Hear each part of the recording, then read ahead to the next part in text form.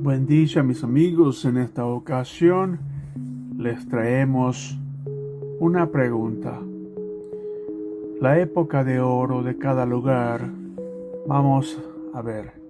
La época de oro de Argentina, la época de oro de México. Y así vamos recordando las épocas de oro de cada lugar.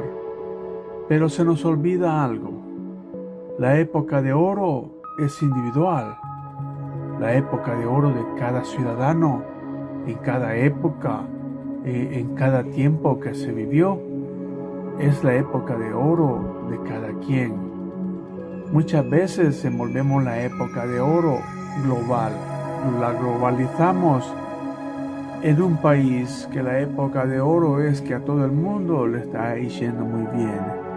Pero vamos a ver, mis amigos, la época de oro es a niveles. La época de oro global, la época de oro individual.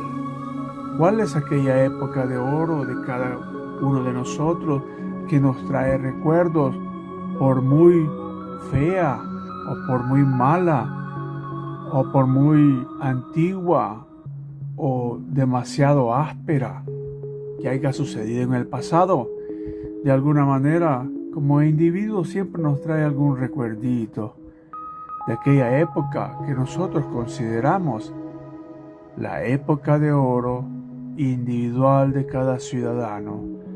No importa cómo la haya vivido, no es la época de oro solamente prosperidad. Pero vamos a hablar de la época de oro individual.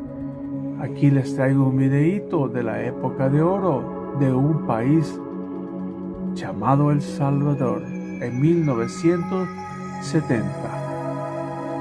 Como pueden ver en sus pantallas, esta era la época de oro de El Salvador en 1970, a pesar de sus dificultades y temas contra, podríamos decir, la pobreza y el sufrimiento ciudadano.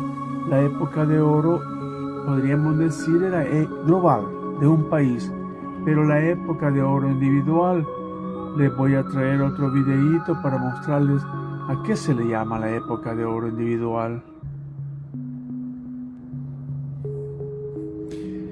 Como podemos ver en la pantalla, muchas veces la época de oro de los lugares es la prosperidad y el avance tecnológico que representa cada lugar.